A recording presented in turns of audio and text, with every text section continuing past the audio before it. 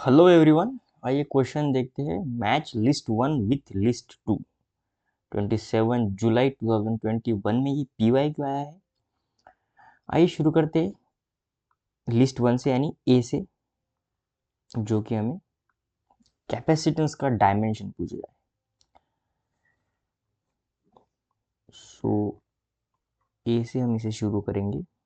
अब कैपेसिटेंस यानी सी से डिनोट किया है, कैपेसिटेंस का डायमेंशन हमें फाइंड करना है। देखिए एक सिंपल सा मैं आपको लॉजिक बताता हूँ, एक ट्रिक बताता हूँ। आपको क्या करना है, आर इंटू सी, इसका डायमेंशन आपको याद रखना है और इसका डायमेंशन होता है 1 in time। R is the resistance and C is the capacitance. तो यहां से मैं अगर C equals to 1 in time upon R कर दूं यानी रेजिस्टेंस कर दूं, तो मुझे सी का डायमेंशन मिल जाएगा। पर आर का डायमेंशन, सबसे पहले टास्क है कि आर का डायमेंशन कैसे पता हो। तो उसके लिए हमें क्या करना है, power is equals to current का स्क्वायर इंटू आर, ये फार्मूला को याद रखना है।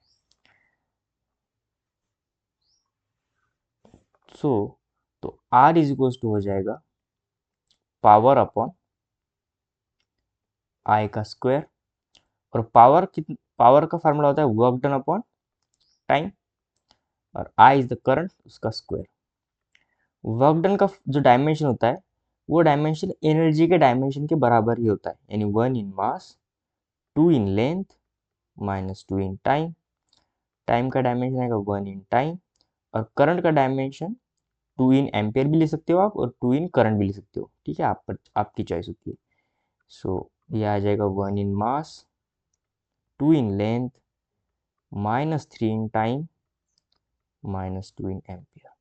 तो ये तो आ गया हमारा रेजिस्टेंस का डायमेंशन। ठीक है, अब ये डायमेंशन हम इस फार्मूला में पुट करेंगे,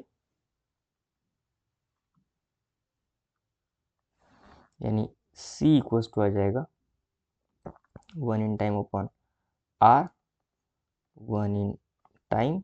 और यहाँ से R का जो डायमेंशन है हमने अभी अभी निकाला है, क्या है, 1 in mass, 2 in length, -3 in time, -2 in ampere.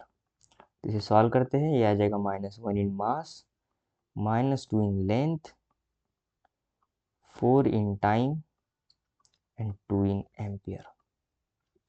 So देखिए कौन सा ऑप्शन यहाँ पे मैच कर रहा है।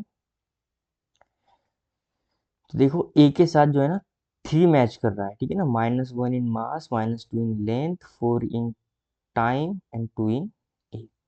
अब बाकी निकालने से पहले हम एक बार ऑप्शन को चेक कर लेते हैं कि कौन सा ऑप्शन सही हो सकता है। तो देखिए ए सही हो सकता है क्योंकि फर्स्ट का 3 के साथ मैच कर रहा है। बी भी सही हो सकता है। ठीक है, और यहाँ पे सी तो नहीं होगा और डी नहीं होगा, मतलब ए और बी इन दोनों में से कोई तो ऑप्शन हो सकता है, पर हम श्योर नहीं है। तो हम क्या करेंगे, बी को चेक करेंगे, यानी permittivity of free space epsilon को चेक करेंगे। तो मैं इसे छोटा कर लेता हूँ ताकि हमारे पास थोड़ी जगह बच जाए।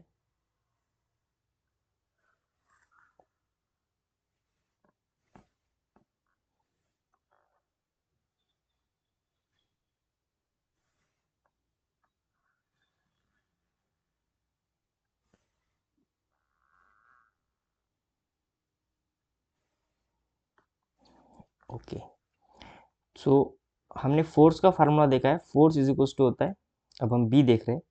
ठीक है, फोर्स यानी इलेक्ट्रोस्टैटिक फोर्स का फार्मूला होता है Q1 Q2 upon 4 pi epsilon not, and जो दो चार्ज के बीच में डिस्टेंस होता है उसका स्क्वायर। सो यहाँ से इप्सिलॉन का हमें डायमेंशन चाहिए, तो ये आ जाएगा, मैं Q1 Q2 को सेम ले लेता हूँ यानी क्यू स्क्वायर। ठीक है, 4 पाई का कोई डायमेंशन नहीं होता है क्योंकि एक कांस्टेंट नंबर है, जो 4 पाई को हम रहने देंगे। ये आएगा फोर्स इंटू आर स्क्वायर।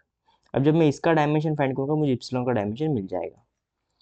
तो आइए देखते हैं इप्सिलॉन का डायमेंशन क्या होता है।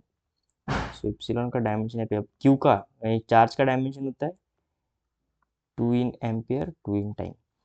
चार्ज जो देखिए करंट होता है चार्ज पर यूनिट टाइम, तो ऐसे चार्ज का फार्मूला आ जाएगा करंट इनटू टाइम, यानी इसका डायमेंशन होता है 1 इन एम्पियर, 1 इन टाइम।